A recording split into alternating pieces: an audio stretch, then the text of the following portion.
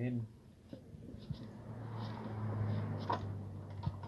พอจำได้มันจะทบเบิ้ง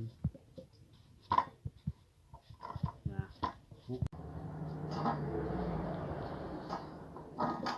คือมืดตาย เงินโอ้ไปบ่มีดีว่า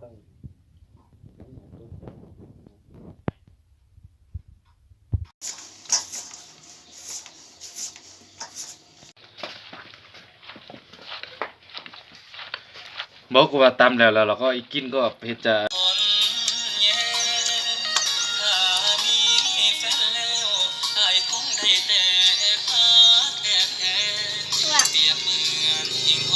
ใส่มาจิ้มเขียวไหมจิ้มหอยนะ